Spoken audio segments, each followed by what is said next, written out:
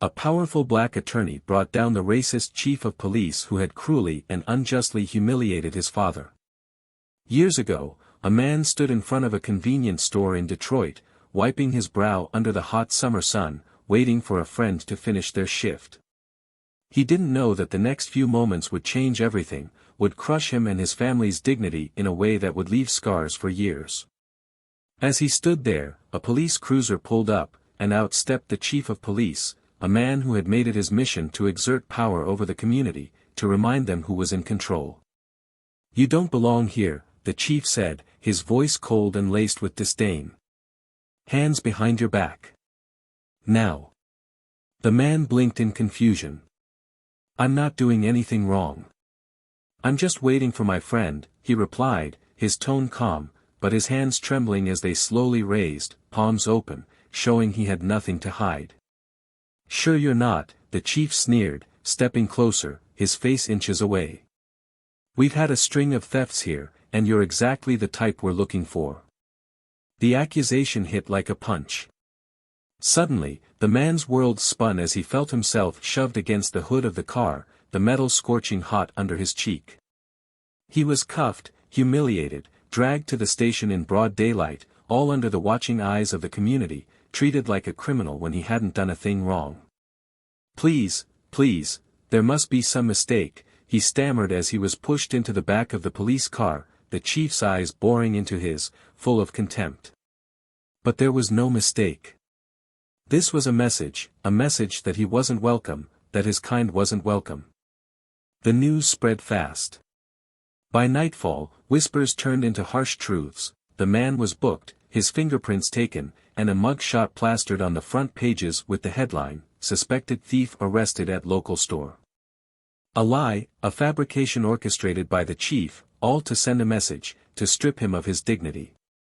"Do you know what this will do to my family?" he asked, his voice cracking as he sat in a small, dark room, waiting for someone to hear his side of the story, though he knew no one would. "My son, he'll see this." But the chief just smirked. "Then you should have thought about that before you decided to cause trouble." That day was supposed to be like any other, but instead, it turned into a nightmare, one that left a man broken and his family humiliated, staring at a mugshot that represented everything he wasn't. Years later, the past still echoed, but the tables were about to turn. The son of that man had grown up, and he hadn't forgotten the day his father was taken away in handcuffs, humiliated, and reduced to nothing but a statistic. He remembered the tears in his father's eyes, the embarrassment, the helplessness. He had seen it all, but most of all, he had seen the rage it ignited, a quiet, burning rage that never went away. He had spent every moment since then waiting for the right opportunity to make things right, to reclaim the dignity that had been stolen from his family. And then, that opportunity came. He became a lawyer, no, not just a lawyer, but a force. He learned every law, every loophole, every way to bend the system back in favor of justice. And with each case he won, he climbed higher, closer to the position where he could do what no one else could, expose the chief for what he truly was, a manipulator, a bully, a racist who had been abusing his power for too long.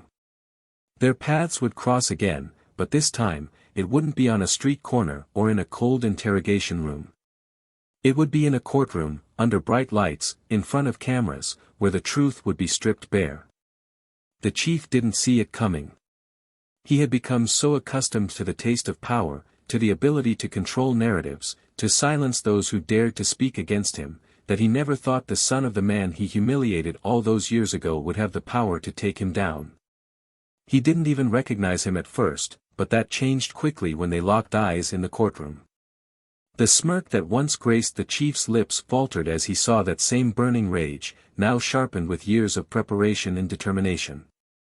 "Do you recognize this man?" the attorney asked, holding up a photo, that same mugshot that had been used to shame his father, now a piece of evidence, a weapon. The courtroom was silent, the weight of old wrongs filling the air. The chief's eyes widened, but he stayed silent, trying to maintain his composure.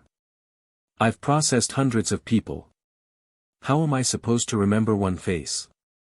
"Oh, you'll remember this one," the attorney replied, his voice steady, but every word hit with the force of a hammer, cracking the chief's facade piece by piece. It wasn't just a trial, it was a reckoning. Evidence started to emerge, testimonies, documents, video clips, and the most damning of all, a recording. The chief had been arrogant, thinking his power protected him, but that arrogance was his downfall. On the tape, clear as day, was the chief's voice, offering the attorney a deal. A way to make this all disappear if only he'd look the other way. Name your price. You can walk away from this richer than you ever imagined. Just let it go. The silence that followed was deafening, but it only lasted a moment before the attorney hit play on another recording, one that caught the chief completely off guard. It was the audio from that day, years ago, outside the store. The chief's voice echoed through the room, clear and cold, "You don't belong here." The room was frozen, the truth laid out for everyone to see. There was no escape, no more hiding behind a badge or a title. This was justice, and it was coming whether the chief was ready or not. But the question remained, how far would the attorney go to see this man brought down? Would he accept the bribes, or would he expose everything, risking his own career to take down the chief once and for all? Would he be willing to face the consequences that might come his way, just to give his father the justice he deserved? There was a storm brewing, one that had been building for years, and it was about to break. This was more than just a court case, it was a battle for truth, for redemption, and for everything that had been lost on that hot summer day. And no matter the outcome, it would change everything. So, who would come out on top when the dust settled? Would justice prevail, or would the system prove once again that power can always find a way to silence the truth? Stay with us to find out. Before we dive into today's story, we want to take a moment to say this: at Plow of Twist, we stand firmly against any form of racism or discrimination. We believe in justice, equality, and the power of every individual story. To everyone out there who's faced prejudice or been treated unfairly, we see you, we hear you, and we stand with you. Now, get ready for an incredible story that's all about perseverance, truth, and a powerful comeback. If you're new here, don't forget to hit that subscribe button and turn on notifications, so you never miss a twist. Enjoy the story. Darius Brown had always been a quiet, observant kid. Growing up in a modest neighborhood on the east side of Detroit, he learned early on that silence could be a shield, a way to protect himself from the harsh realities around him. His father, Marvin Brown, was a hard-working man, respected by neighbors and known for his warmth and integrity. Marvin ran a small repair shop, a humble business that kept the family afloat. He was the kind of man who believed in the goodness of people, who always offered a helping hand, even when he had little to spare. For Darius, his father was his hero, a symbol of strength, resilience, and, above all, dignity. But one summer day changed everything. Darius was 12 when it happened. It was supposed to be a normal afternoon. Marvin had stopped by a convenience store on his way home, a place he frequented almost daily. He had just stepped out of the store, carrying a bottle of water and a newspaper, when he saw a police car slowly pull up. At first, he thought nothing of it. After all, it wasn't unusual to see cops patrolling the area. But then the car stopped, and out stepped Chief Bradley Whitaker. Known throughout Detroit as a hardliner, Whitaker had built his reputation on being tough on crime, a reputation that masked a much darker side. To those who knew better, he was a man who wielded his power to intimidate and control, particularly when it came to the city's black community. Marvin's heart skipped a beat when he saw Whitaker's steely eyes fix on him. The chief approached with a swagger that screamed authority, his hand resting on the handle of his holstered gun, even though there was no threat. "You got business here?" Whitaker's voice was calm, but the undertone was sharp, almost daring Marvin to respond. "I'm just waiting for my friend," Marvin said, keeping his voice steady, polite. He had been taught to respect authority, to avoid trouble. But trouble, it seemed, had found him. "Yeah, I don't think so," Whitaker replied, stepping closer. "We've had reports of a guy matching your description causing problems around here." Hands behind your back. It happened so fast. One moment Marvin was standing there, trying to make sense of what he'd just heard, and the next, he was being pushed against the police car, his arms twisted painfully behind him. Darius was watching from across the street, having come to surprise his father after finishing his summer school class. He stood frozen, his heart pounding as he saw his father shoved roughly, his face pressed against the car's hood, struggling to breathe. The neighborhood watched, some people muttering, others shaking their heads, but no one dared step in. They knew better. They had seen Whitaker do this before, making examples out of anyone he thought needed to be put in their place. "Please, I'm not doing anything wrong," Marvin tried to explain, but Whitaker wasn't listening. The chief's eyes gleamed with a cold satisfaction. He leaned in close, whispering just loud enough for Marvin to hear, "This is a warning. Stay out of my way, or next time, it'll be worse." Darius would never forget the look on his father's face as they drove him away, the flashing lights reflecting off his father's tear-streaked cheeks. It wasn't just fear, it was humiliation. It was the realization that, no matter how honest and hardworking he was, there would always be people who saw him as nothing but a threat, as someone to be controlled, subdued. That night, Marvin was booked for suspicious behavior, and the following day, his mugshot was splashed across the local paper with a fabricated story about him resisting arrest. The word stung, but it was the picture that haunted Darius. It showed a man defeated, his eyes hollow, robbed of the dignity he had always carried. Marvin was released a few days later, but the damage was done. The repair shop he had worked so hard to build up began losing customers, people who didn't want to associate with someone now labeled a criminal. Even though the charges were eventually dropped, the stain of that arrest didn't fade. For years, it clung to the family like a shadow. Darius watched his father's spirit slowly wither, watched as the man who had once been so full of life and laughter became quiet, withdrawn, burdened by the weight of an injustice that no one seemed to care about. But Darius cared. He cared more than anyone could have imagined. He had seen what unchecked power could do, how it could destroy lives without a second thought, and he was determined to fight back, to find a way to make things right. As he grew older, he channeled all of his anger, all of his frustration, into his studies. He read everything he could get his hands on, determined to understand the law, to learn how to use it to his advantage. He graduated at the top of his class, went on to law school, and, eventually, became a criminal defense attorney. Darius wasn't interested in the big, flashy cases. He focused on the small ones, the ones that no one else wanted to take, defending people who had been wrongfully accused, people who had been victims of the same kind of power play that had destroyed his father's life. Each case he won was a small victory, a way of chipping away at the system that had allowed people like Whitaker to thrive. And with each win, he climbed a little higher, closer to the position he needed to finally confront the man who had caused his family so much pain. Bradley Whitaker hadn't changed much over the years. He was still the same ruthless figure, now even more powerful, having climbed the ranks to become the face of law enforcement in the city. He had a reputation as a man who got things done, who didn't hesitate to use force when necessary. To many, he was a hero. But to those who knew better, he was a tyrant.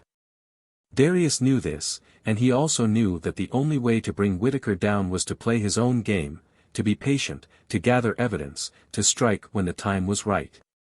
The opportunity came when Darius was approached by a group of whistleblowers within the police department. They had evidence, proof of Whitaker's corruption, of how he had used his position to cover up crimes, manipulate investigations, and silence those who tried to speak out.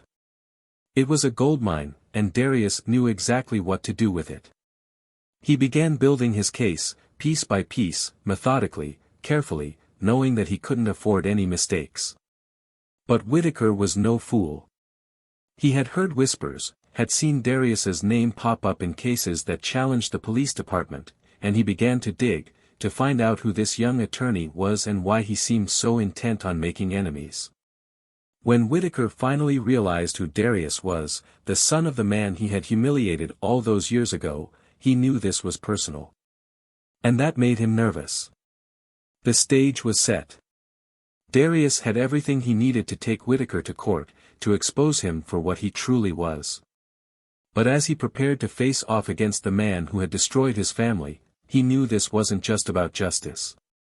This was about reclaiming the dignity that had been stolen from his father, about showing the world that power could be challenged, that no one was untouchable. As he walked into the courtroom on the first day of the trial, Darius took a deep breath, feeling the weight of everything he had worked for pressing down on him. But he also felt a sense of clarity, a calm determination. He had been waiting for this moment his entire life, and he wasn't going to let it slip away. Because this wasn't just a trial.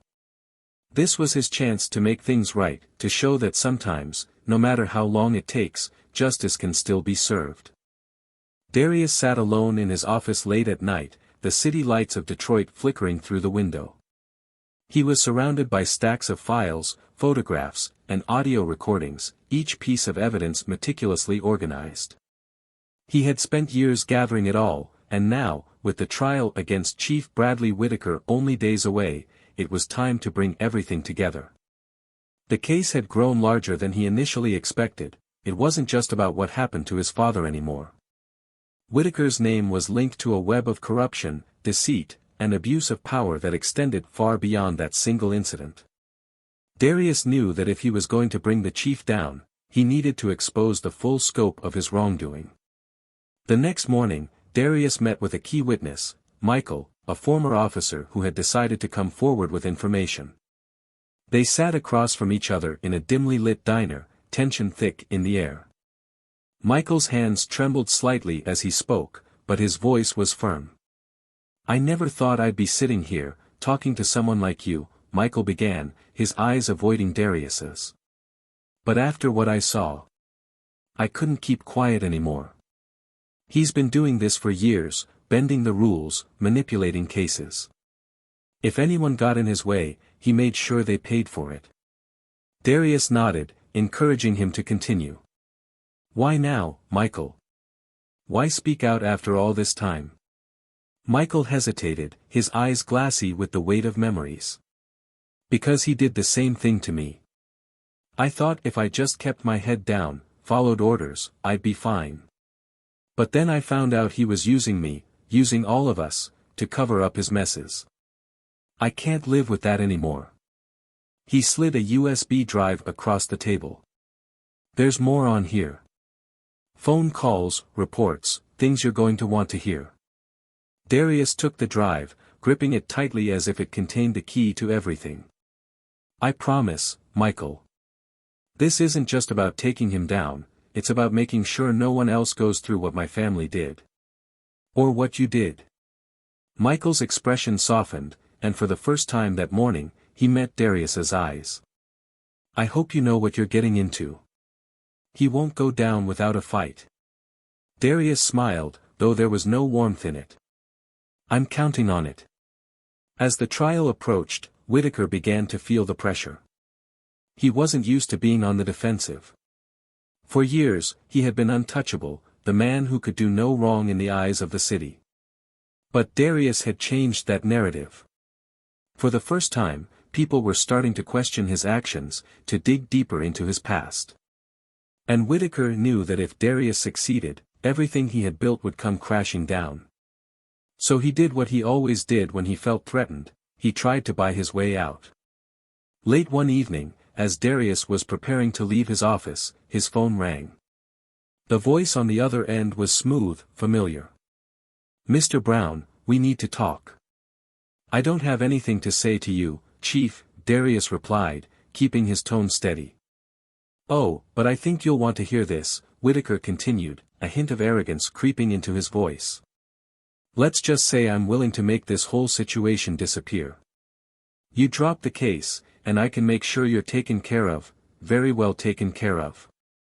Darius clenched his jaw, feeling the old anger bubbling up. "You think this is about money? About some kind of payoff? Everyone has a price, Darius." "I'm sure you do too," Whitaker said, his voice casual, as if they were discussing a business deal over coffee. "You're smart, but you're playing a dangerous game. You have no idea who you're dealing with. I know exactly who I'm dealing with, Darius snapped. A coward who hides behind his badge and abuses his power. I'm not afraid of you, Whitaker. And I'm not going to stop. There was a pause on the line, a moment of silence that stretched out uncomfortably, before Whitaker spoke again, this time with a colder edge. You should be careful, Brown.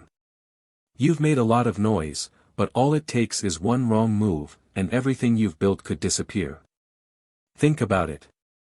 Darius hung up, his hands trembling slightly as he set the phone down. He had expected Whitaker to try to intimidate him, but hearing those threats out loud made it all feel more real, more dangerous. Still, he was more determined than ever. He knew that if he let Whitaker scare him off now, nothing would change. The chief would keep terrorizing people, keep manipulating the system to his will, and no one would be safe. Darius couldn't let that happen. The following day, Darius met with his team of lawyers, preparing them for what was sure to be a brutal legal battle. They went over every detail, every piece of evidence, anticipating the defense's moves. It was clear that Whitaker wasn't going to play fair, he was going to throw everything he had at them, trying to discredit the witnesses, question the integrity of the evidence, and paint himself as the hero who had been wrongfully accused.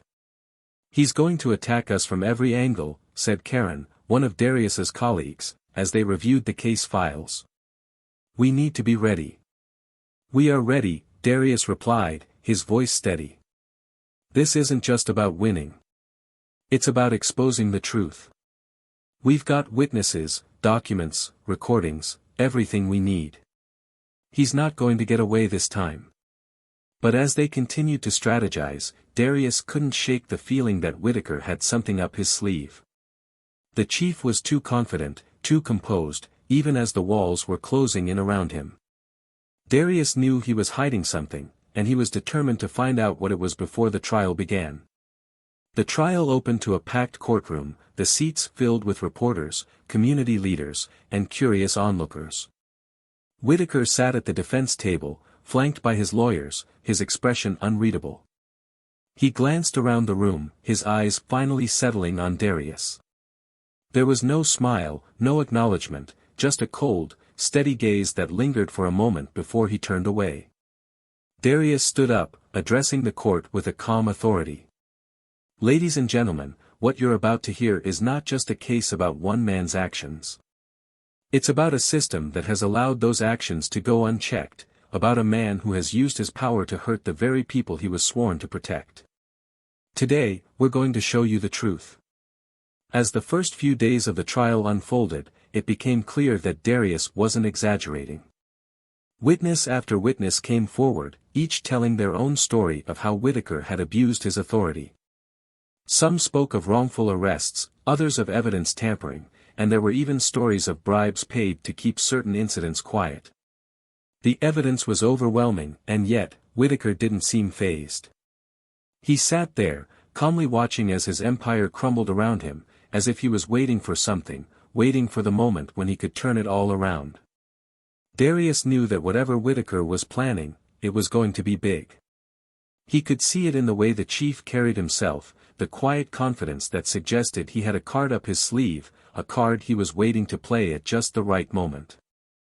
And as the trial continued, Darius found himself growing more anxious, more desperate to find out what it was before it was too late. Then, one evening, as Darius was going over the case files one last time, his phone buzzed. It was a text from an unknown number. You don't know everything, Brown. Tomorrow, the truth comes out. Be ready. Darius's heart skipped a beat. He read the message again, trying to make sense of it. What truth? What could Whitaker possibly have that would change everything? He felt a chill run down his spine as he realized that whatever was coming, it was going to be big, and it could destroy everything he had worked for. The courtroom was quiet the next morning, the air thick with anticipation. Darius glanced at Whitaker, who was sitting with that same, infuriatingly calm expression. And as the proceedings began, Darius couldn't shake the feeling that the real fight was just beginning, and that whatever was about to happen next would change everything. The courtroom was tense, silent except for the shuffling of papers and the occasional murmurs. Darius stood by the prosecution table, his eyes fixed on Chief Bradley Whitaker. For days, he had laid out the case, piece by piece, witness by witness, building a narrative of corruption and abuse that was impossible to ignore. The evidence was damning, the testimonies powerful, but as they approached the end of the trial, Darius felt an unease he couldn't shake. Whitaker hadn't flinched. He hadn't shown a shred of fear. It was as if he was waiting for something, a moment to reveal whatever card he had been holding back. Darius took a deep breath and called his final witness, Michael, the former officer. Michael walked to the stand, his face pale, hands gripping the edge of the podium.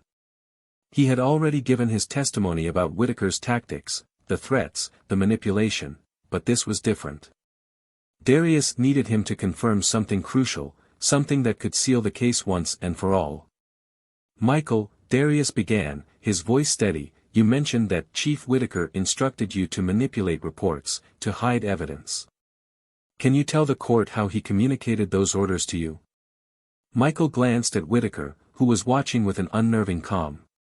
He swallowed hard and then spoke, his voice barely above a whisper. He would call us, late at night, off the record. He didn't want anything traceable. Darius nodded, stepping closer. And did you ever record any of these calls? The room went still. This was it, the moment they had been building toward. Darius had found the recording buried in the files Michael had given him, but he hadn't played it yet, saving it for this very moment. Michael's eyes flickered, fear and determination battling within them. Yes, he said finally. I kept one. Darius walked over to the evidence table, picking up a small, clear plastic bag containing a USB drive. He held it up for the court to see. Your Honor, with the court's permission, I'd like to play this recording. Whitaker's lawyer immediately stood up. Objection, Your Honor. We've had no chance to verify the authenticity of this recording. This is highly irregular. Judge Wallace, a stern, no-nonsense woman who had watched the trial unfold with a discerning eye, glanced at Darius. Mr. Brown, do you have any verification of this recording's authenticity? I do, Your Honor, Darius replied confidently. The recording has been verified by an independent audio analysis team. We have provided all necessary documentation to the defense prior to this hearing. The judge considered this for a moment before nodding. Objection overruled. Proceed. Darius inserted the drive into a laptop connected to the courtroom's audio system. As he pressed play, the room was filled with the crackling sound of a phone call.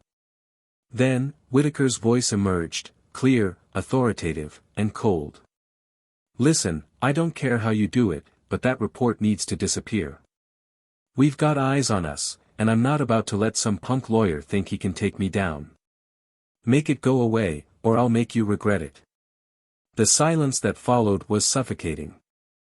For a moment, it felt as if everyone had stopped breathing, the weight of the words hanging heavily in the air. Darius watched as Whitaker's calm facade finally cracked, his eyes narrowing, jaw clenched. It was the first time during the trial that he looked genuinely rattled. Mr. Brown, Judge Wallace said, breaking the silence, is that the voice of Chief Bradley Whitaker on this recording? Yes, Your Honor. That is the chief himself, instructing an officer to destroy evidence, which directly undermines the integrity of the police department and violates the law. The defense lawyer scrambled to object, to discredit the recording, but the damage was done. The jury had heard it. The courtroom had heard it. For the first time, there was tangible proof of Whitaker's corruption, proof that couldn't be denied or dismissed. Darius saw the jurors exchange glances, the realization settling in that this wasn't just a case about one bad arrest. This was a man who had been manipulating the very system he was supposed to protect. But Darius wasn't done yet. He stepped forward, his voice steady, but his eyes burning with the intensity of the moment. Chief Whitaker, he said, turning to face the man directly, you have spent years hiding behind your badge, using your power to silence, intimidate and destroy anyone who threatened your control. You targeted my father because he stood up to you, because he refused to be another victim of your abuse. You dragged his name through the mud, ruined his business, his life, but today, the truth is out. Whitaker's lawyer tried to cut in. Your Honor, this is highly inappropriate. No, Whitaker interrupted, his voice louder than it had been all trial. Let him speak. There was a pause, a moment of tension so thick it felt like the walls themselves were holding their breath. Whitaker turned, finally addressing Darius directly, and for the first time, his expression wasn't one of arrogance, but of simmering rage. You think you've won, don't you? That you can come in here, play your little recordings, and make me out to be the bad guy. But you don't understand how this city works. I've kept this place safe for years. I've done what had to be done, what people like you are too weak to do. Darius didn't back down. Is that what you tell yourself? That you were just doing what had to be done, when you arrested my father for no reason? When you made him look like a criminal to cover up your own insecurities? Whitaker leaned forward, his voice low, almost a growl. Your father was nothing. He was just another loudmouth who didn't know his place. The words hit Darius like a punch, but he didn't let it show. Instead, he nodded, slowly, deliberately. And that's where you're wrong. Because today, you don't get to decide who has a voice. Today, everyone in this courtroom sees you for what you really are. The judge called for order as murmurs rippled through the room, but there was no silencing the shift that had just occurred. Whitaker's composure was unraveling, and Darius could see it. He was a man who had always been in control, but now, for the first time, he was losing it, and he didn't know how to handle it. As the prosecution rested, Darius knew that the defense would try one last desperate attempt to sway the jury. And sure enough, Whitaker's lawyer stood up, trying to spin the narrative, to paint Whitaker as a misunderstood hero who had been unfairly targeted. But the evidence was too strong, the witnesses too credible, and the recording, there was no coming back from that. In the final moments of the trial, Whitaker was called to the stand. It was a risky move by the defense, but they needed something, anything, to salvage what was left. Darius watched as Whitaker took the stand, still trying to project confidence, but there was a flicker of uncertainty in his eyes now, a crack in the armor. Chief Whitaker, the defense began, can you explain, in your own words, the actions that have been presented against you? Whitaker took a deep breath, his voice steady but strained. I've been a cop for over 20 years. I've seen things most of you can't even imagine. I've had to make decisions that no one else wanted to make. And sometimes, that meant pushing the boundaries. But I did it to keep this city safe. Safe. Darius couldn't help but interject, the word almost bitter on his tongue. You call ruining innocent lives keeping this city safe? Whitaker's eyes snapped to Darius, his temper flaring. I call it doing what needed to be done. People like you come in here with your high ideals, thinking you can change everything, but you don't know what it's like out there. No, I don't, Darius replied, his voice cold. But I do know what it's like to see my father's life destroyed because you thought you could do whatever you wanted. And I know what it's like to fight for justice, even when the odds are against me. And that's why I'm here.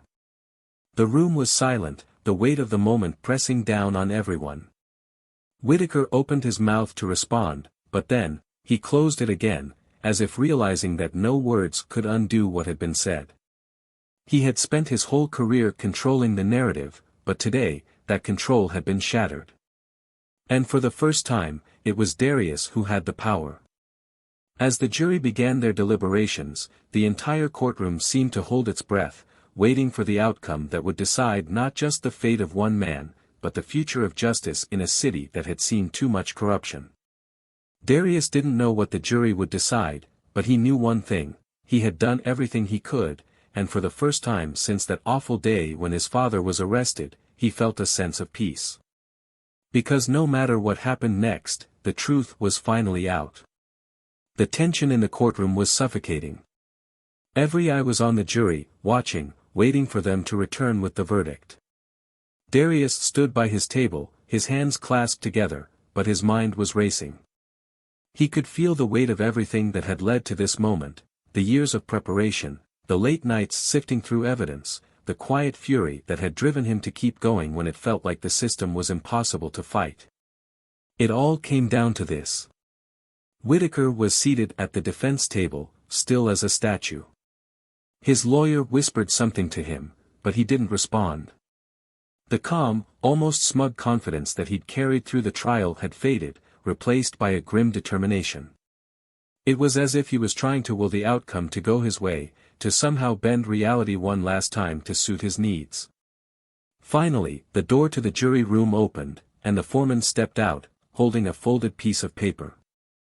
The courtroom fell silent, the only sound the creak of the jurors' chairs as they returned to their seats. Darius felt his heart beat faster, but he kept his face calm, his expression unreadable. He glanced over at Whitaker, who was staring straight ahead, his jaw set tight. "Has the jury reached a verdict?" Judge Wallace asked, her voice echoing through the stillness. "We have, Your Honor," the foreman replied, unfolding the paper. He cleared his throat, and for a moment, there was nothing but silence. "On the charge of conspiracy to obstruct justice, we find the defendant guilty." The words hit like a wave crashing over the room. There were gasps, murmurs, a collective intake of breath as the realization sunk in. Whitaker's eyes widened, but he didn't move. Darius didn't allow himself to react, not yet. He had to hear it all. He had to be sure this wasn't a dream. The foreman continued, reading through each charge. "On the charge of abuse of power, guilty. On the charge of tampering with evidence, guilty." One by one, each verdict came down, each one confirming what Darius had fought so hard to prove. Whitaker was guilty, and for the first time, the man who had been untouchable was finally being held accountable. Darius let out a breath he didn't realize he had been holding. He felt a rush of emotions, a mix of relief, vindication, and a quiet, overwhelming sadness. It was done. The truth was out, and justice had been served, but it wouldn't change what his father had gone through. It wouldn't erase the pain of all those years. But it was something, a start, a chance for things to be different. Judge Wallace banged her gavel, calling for order as the murmurs grew louder. "Chief Whitaker, please stand," she said, her tone stern, unyielding. Whitaker rose slowly, his face pale but his eyes still defiant. Darius could see the flicker of disbelief, the struggle to accept what had just happened. For so long, he had been the one in control, the one pulling the strings, and now, those strings had been cut. "Chief Whitaker," the judge continued, "you have been found guilty on multiple counts of serious charges. Your actions have not only violated the law but have deeply damaged the trust placed in the police force by the people of this city.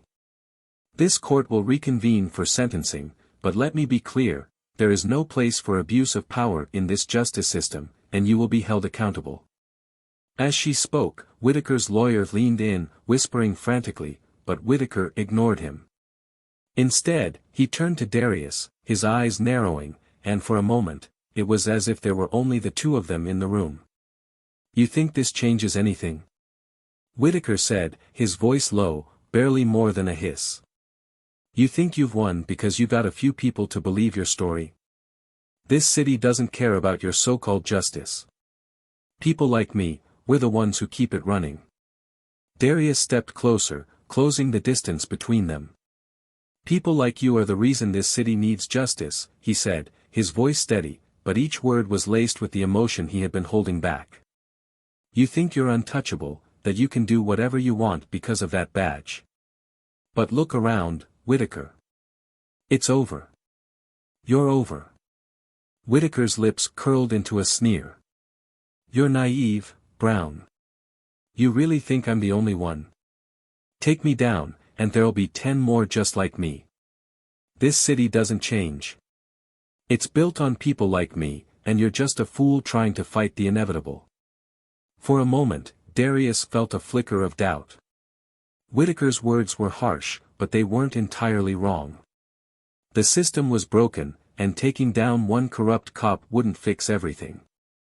But then he remembered why he was here, why he had started this fight in the first place. It wasn't about changing the whole system overnight. It was about showing that it could change, that no one was above the law. "You're right," Darius said, surprising even himself with how calm he sounded.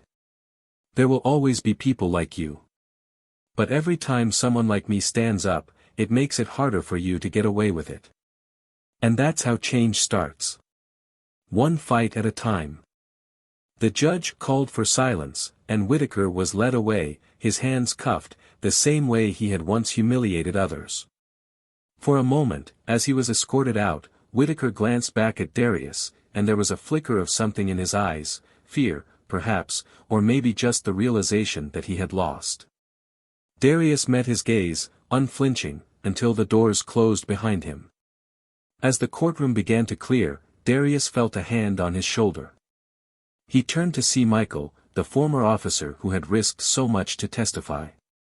"You did it, man," Michael said, a small, relieved smile on his face. "I didn't think anyone could, but you did." Darius managed a nod, the weight of everything finally starting to lift. "I couldn't have done it without you, Michael. Or any of the others who spoke out." Michael hesitated, then spoke, his voice softer. "I'm sorry, you know. For everything. I was part of it, even if I didn't mean to be. I should have said something sooner." Darius shook his head. "You're here now, and that's what matters. It's never too late to do the right thing." As Michael walked away, Darius found himself standing alone for a moment, letting the reality of what had just happened sink in. It felt surreal, like he was still waiting to wake up from a dream. But this was real. Whitaker was going to prison, and his father's name was finally cleared. The city would have to reckon with the truth, and maybe, just maybe, it would start to heal. Outside the courthouse, a crowd had gathered, reporters jostling for position, cameras flashing. Darius hadn't planned on speaking, but as he stepped out, the questions started flying. "Mr. Brown, how do you feel about the verdict? Do you think this will lead to more investigations within the police department? Is this the end of Chief Whitaker's career?" Darius raised a hand, signaling for quiet, and slowly, the noise died down.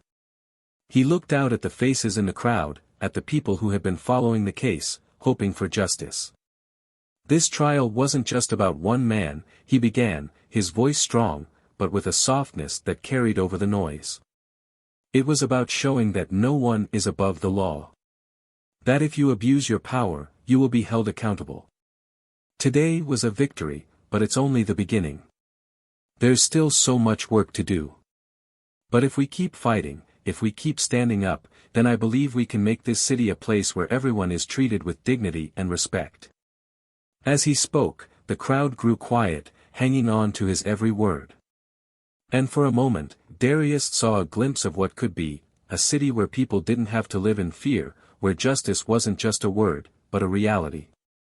The reporters surged forward again, but Darius stepped back, letting their voices fade as he walked away from the courthouse. He didn't need to hear any more questions, didn't need to say anything else. The truth was out, and that was enough. As he turned the corner, his phone buzzed with a new message. It was from an unknown number, but when he opened it, he saw it was from one of the whistleblowers he hadn't heard from in weeks. "There's more," the message read. "Whitaker wasn't the only one. Be careful." Darius stared at the screen, a chill running down his spine.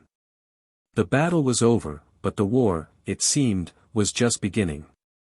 And as much as he wanted to rest, to let himself celebrate this victory, he knew that he couldn't stop now. Because as long as there were people willing to stand up, there would be those trying to push them down. He took a deep breath, slipping the phone back into his pocket, and began to walk, the city lights stretching out ahead of him. Whatever was coming next, he would be ready. He had to be. Because this wasn't just about justice. It was about fighting for a future where no one had to live in fear of people like Whitaker ever again. The courtroom's verdict had been clear, but the ripple effects of Whitaker's downfall were just beginning to unfold. News of the trial and the guilty verdict spread quickly, dominating headlines across Detroit and beyond. For many, it was a moment of hope, a rare instance where someone who had abused their power was actually held accountable. But for others, it was a stark reminder of just how deeply the roots of corruption had spread within the city's institutions. Darius was hailed as a hero by some, but the aftermath of the trial wasn't as simple as just celebrating a victory.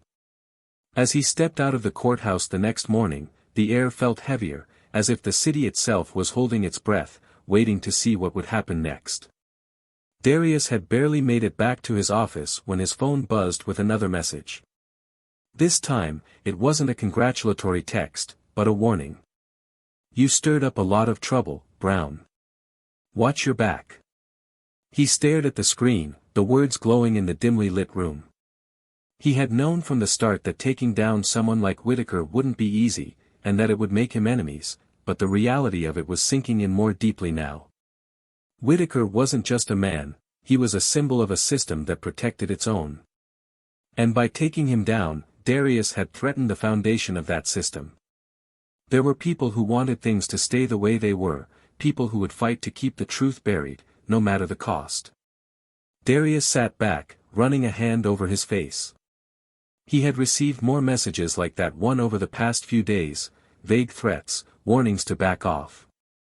He could feel the pressure building, the tension rising as those who were once allies of Whitaker scrambled to protect themselves.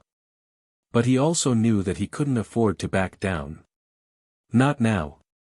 Later that day, he met with Karen and the rest of his legal team in their small office, the atmosphere buzzing with a mixture of exhaustion and determination. They had spent the past few weeks practically living there, preparing for the trial, and now it felt strange to be on the other side of it. "Have you seen the papers?" Karen asked, tossing a newspaper onto the table. The front page was plastered with Whitaker's mugshot, beneath a bold headline that read, "Justice served, Chief Whitaker found guilty." "It's all anyone's talking about," she continued, but her tone was more cautious than celebratory. "But there's something else, too. People are asking questions, Darius. About what happens next.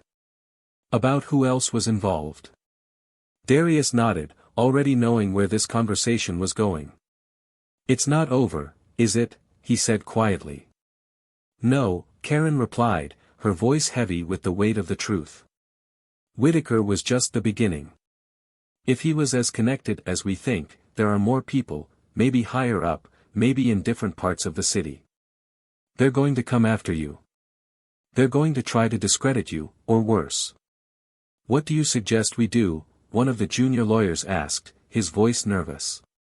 "We've already made some powerful enemies. Maybe it's time to take a step back." Darius shook his head. "That's exactly what they want. They want us to be afraid, to stop fighting because it's easier than facing the consequences. But if we do that, then everything we've done up until now means nothing." Karen leaned forward, her eyes meeting his. "I'm with you, Darius. We all are. But you need to be careful. If there are more people involved, they're not going to just sit around and wait for you to take them down. They'll strike first." He knew she was right. As much as he wanted to believe that the trial had been a turning point, the truth was that it had only exposed the surface of a much larger issue. Whitaker's fall had sent a message, but it had also stirred up a hornet's nest. The next step would be even more dangerous, but Darius had come too far to turn back now. Over the next few days, he noticed the subtle ways things began to shift.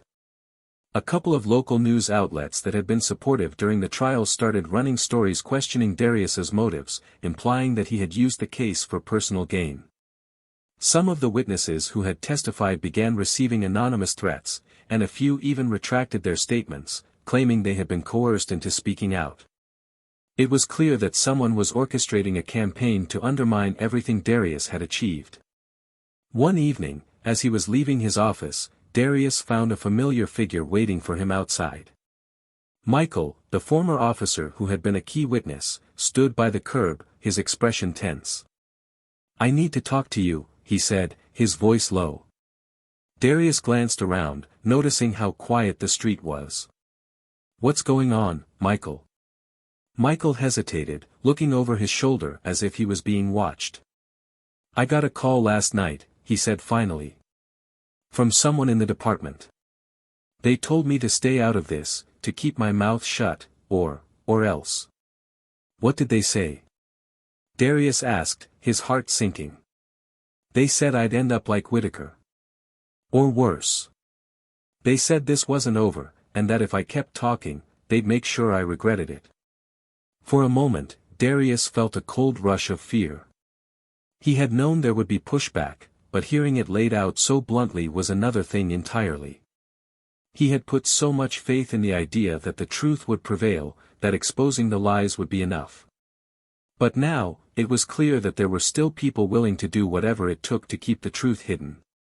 "Michael," Darius said, choosing his words carefully, "you've already done so much. I don't want you to put yourself at risk any more than you already have. But if you're willing to keep fighting, I promise I'll stand with you. We'll get through this, together." Michael's eyes softened, and for a moment, he looked like a man who had been carrying a burden far too heavy for far too long. "I'm scared, Darius. But I'm tired of running. I'm tired of pretending like I don't see what's happening around me. If there's more to this, then I want to help bring it down. Whatever it takes." Darius felt a surge of gratitude, but also a pang of guilt. He knew the risks Michael was taking, and he didn't want to be the reason someone else got hurt. But if they didn't keep pushing, if they let themselves be intimidated into silence, then everything they had worked for would be for nothing. The next day, Darius was called into a meeting with several city officials. He wasn't sure what to expect, but he knew it wasn't good when he saw the stern expressions on their faces.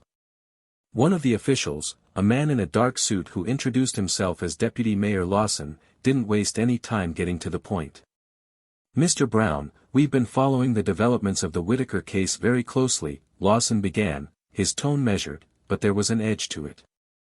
"And while we commend your efforts to uphold justice, there are concerns that this case has complicated things for the city. We have businesses pulling out, investors getting nervous, and frankly, a lot of people who think this is causing more harm than good." Darius felt his jaw tighten. "With all due respect, sir, this is about justice. It's about holding people accountable. If that makes some people uncomfortable, then maybe they should be asking themselves why." Lawson's expression didn't change. "Be that as it may, there are other factors at play here. We need stability, and right now, you're stirring up a lot of instability. So, I'm going to be blunt.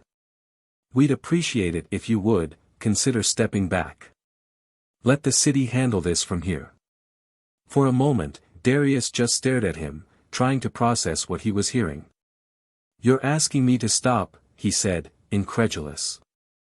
"After everything that's happened, after everything we've exposed, you want me to just walk away?"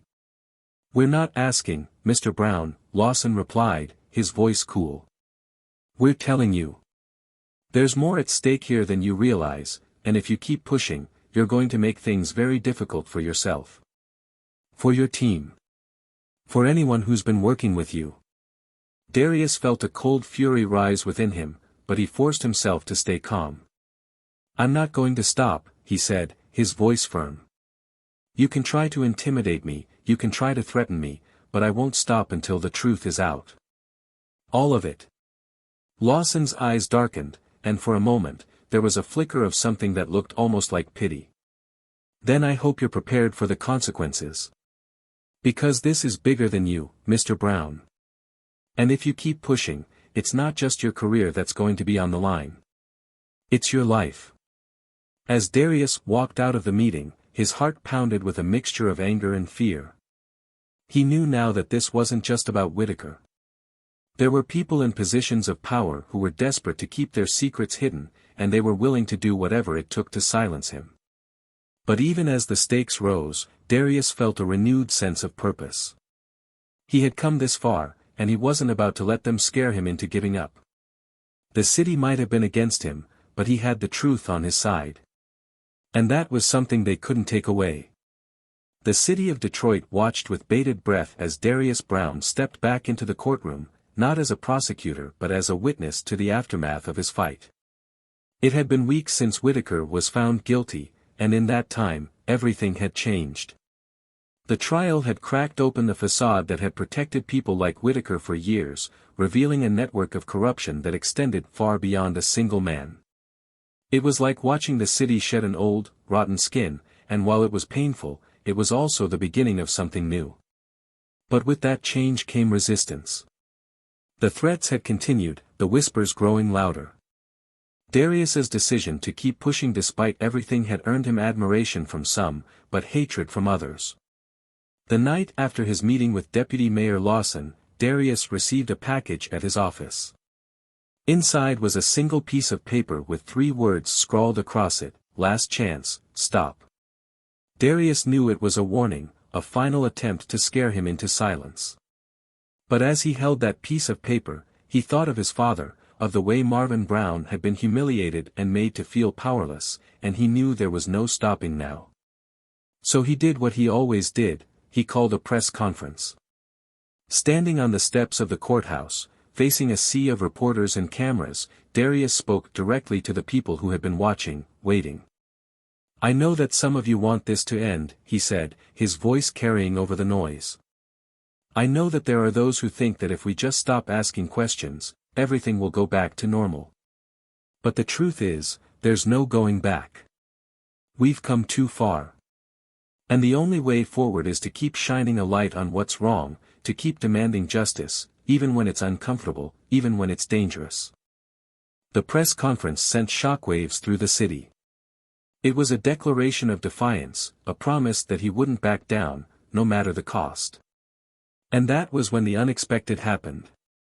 The public, who had been divided on whether this fight was worth the turmoil it was causing, began to rally behind Darius. People started coming forward with their own stories, their own experiences of being silenced, and suddenly, it wasn't just Darius's fight anymore. It was a movement. The city government couldn't ignore it. Under immense pressure, Deputy Mayor Lawson called for an internal investigation, not just into the police department but into several city offices. The investigation revealed what many had feared: Whitaker was only a piece of a much larger puzzle, one that involved bribery, cover-ups, and illegal deals stretching back years. Dozens of officials were implicated, and by the time the dust settled, resignations and arrests had begun, clearing out some of the most deeply entrenched figures of corruption in the city. Deputy Mayor Lawson was one of them. In a twist that caught even Darius off guard, it was revealed that Lawson had been one of the central figures working to protect Whitaker and others like him. The threats, the attempts to discredit Darius, all of it had been orchestrated by Lawson, desperate to keep the truth from coming out. When the news broke, Lawson was forced to step down, his career destroyed, his plans unraveling before his eyes. It was a poetic end, a taste of the same humiliation and defeat that he had tried to impose on Darius. As for Michael, the former officer who had risked everything to testify, his story took a different turn. After the trial, he was offered his job back by the department's new leadership, who were eager to show that they were committed to reform. But Michael declined. Instead, he announced that he was leaving Detroit, using his experience to help set up programs in other cities to train officers on accountability and ethical conduct. "I don't want anyone else to have to make the choices I did," he said in a heartfelt interview. "We need to do better, and that starts with education, with understanding." And Darius? The man who had started this fight not just for justice, but to reclaim the dignity his father had lost, found himself standing on the same street corner where it all began. The same place where he had once watched, powerless, as his father was taken away in handcuffs. Only this time, he wasn't a scared kid. He was a man who had faced down a system and won. He felt a presence beside him, and when he turned, he saw Marvin, his father, standing there. Marvin's face was lined with age, but his eyes were bright, shining with a pride that he didn't try to hide. "You did it, son," he said, his voice thick with emotion. "You gave us our name back." Darius smiled, and for the first time in a long time, he felt a sense of peace. "I couldn't have done it without you, Dad. You showed me what it meant to stand up for what's right, even when it hurts." They stood there for a moment, in the place where so much had been taken from them, and where so much had been won back. Darius knew that this wasn't the end. There would be more battles, more people trying to use their power to hurt others. But he also knew that there would always be people willing to stand up, to fight, to push back against the darkness. This story isn't just about one man's journey to seek justice for his father. It's about what it means to confront a system that seems too big, too powerful to change. It's about having the courage to stand up, even when it feels like the whole world is against you. Darius didn't just take down a corrupt chief, he exposed the cracks in the system, and he reminded us all that every voice, no matter how small, has the power to make a difference.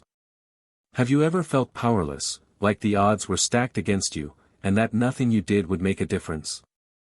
Stories like this show us that change is possible, but it doesn't happen overnight.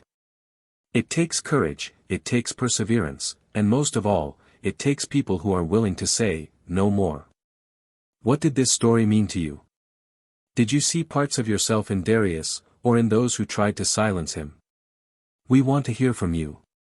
Share your thoughts in the comments below. Let's keep this conversation going, because the fight for justice doesn't end when the story does. And if you enjoyed this story, or if it moved you in any way, make sure to subscribe to Tales of Twist. We have more stories that challenge, inspire, and surprise, and we'd love for you to be a part of our community. Hit that subscribe button, turn on notifications, and stay with us for more powerful stories like this one.